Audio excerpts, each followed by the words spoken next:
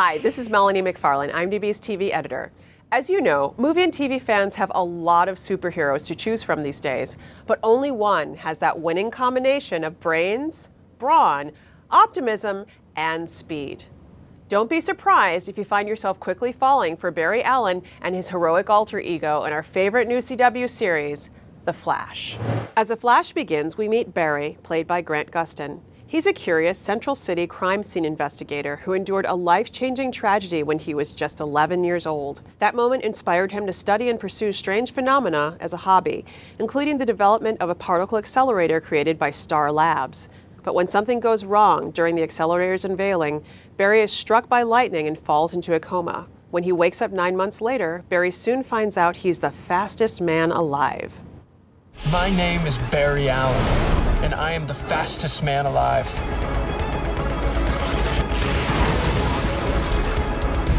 A friend recently gave me the idea for a new name. And something tells me it's gonna catch on.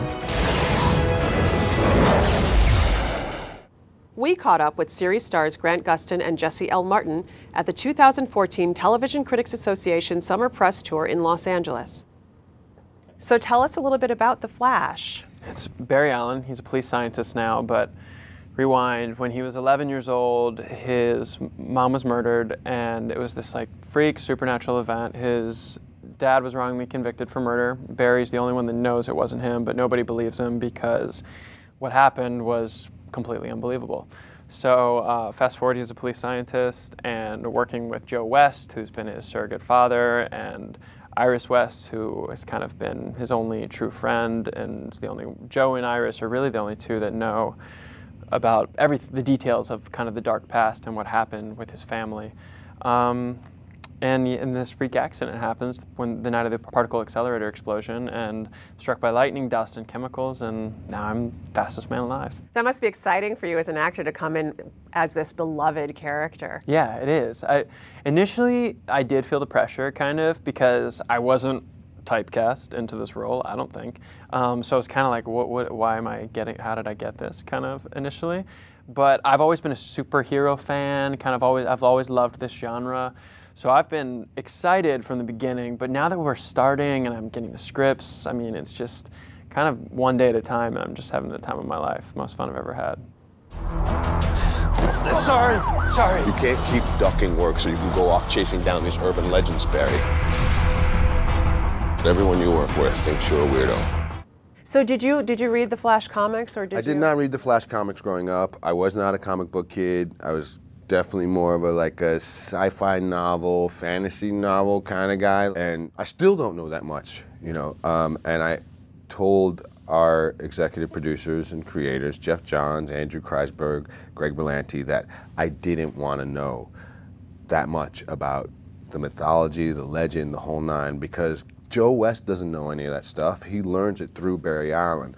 And if I already know all that stuff, it just might cloud my whole interpretation of the thing. And I think Joe West is a lot like the audience. Like, he sees these things happen as you see them happen, and he reacts probably the same way you're going to react. Like, what? What is that? So for people who don't know who Joe West is, can you just... Sure. Joe West is a detective who works in the Central City Police Department. He's also the adopted father of Barry Allen. Something very tragic happened to Barry Allen's mom when he was a kid, and his father was accused of the murder of his mom, and there was no one to take care of him. So Joe West took in the boy and raised him along with his daughter. So yeah, Joe West is a detective and a father on our show.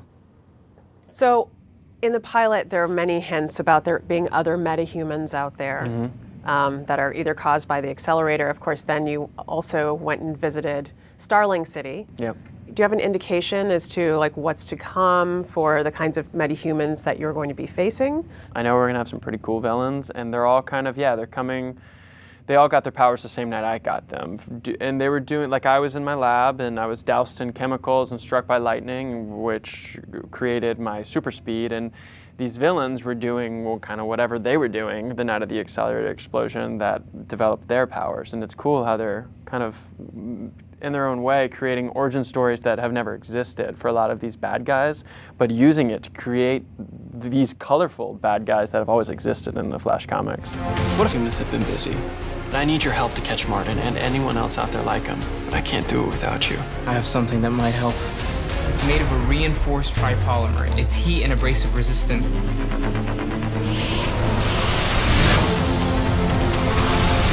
Talk a little about Star Labs. There seem to be a lot of toys on deck. Yeah, oh my gosh, that set looks so expensive. The Star Labs set is unbelievable.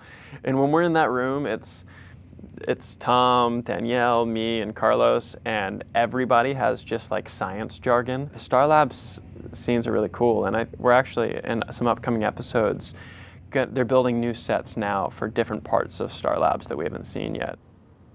There seems to be this tendency to veer towards darkness in a lot of the movies as well. Sure. That the Flash is different. There's an optimism to it. There's a freshness. Barry is awkward, but he's also very polite and in awe of science and also about what he can do. You know what? The best part about it is that Barry represents, and especially the way Grant embodies Barry, he represents a lot of the kids who would be fans of Barry, of the Flash. You know, the idea that this is just a regular kid, you know, who happens to have a job, but he's a regular kid, you know, who suddenly becomes not so regular anymore, sort of super all of a sudden. And how do you go from being regular to super? And Grant flies back and forth the whole time, and I think that's brilliant. I think he's really, really good at flying back and forth. Even as the Flash in the outfit, the whole nine, he can still be sort of vulnerable, he can still be sort of weird and nerdy and off, and I think that's phenomenal. You're at Star Labs. I need you to urinate in this. What is happening? What is going on? You were struck by lightning, dude. Lightning gave me abs.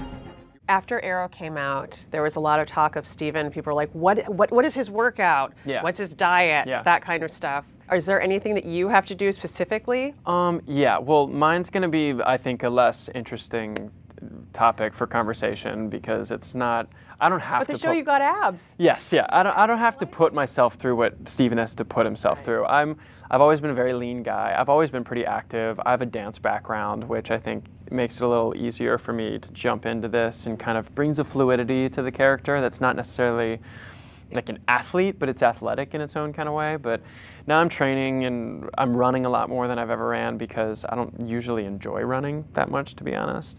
So I'm conditioning myself for that so I don't like blow a knee or something on a day that I'm running on a treadmill in front of a green screen. And yeah, I'm bulking up a little, but they, for the most part, want me to be lean, and they don't want or need another Stephen Amell on the network, and I couldn't provide that for them even if they did need that from me, so. So many superhero tales have a dark, anguished tone to them, which is why it's a welcome switch to see the Flash come to television. Gustin's take on the hero is true to the DC canon, and he portrays the Flash with a combination of awkward sweetness, intelligence, and lightheartedness that is absolutely infectious. Spend an hour with the Flash, and your pulse may race a little faster, but more than that, it leaves you feeling uplifted, excited, and ready to see the next episode immediately, if not sooner. So set your DVRs to record the Flash, because this fall, it's definitely what to watch.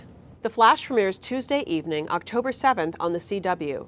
Check IMDb's TV Grid for your local TV listings. To see photos and the latest news about this title, visit the Flash title page on imdb.com or on any of our mobile apps.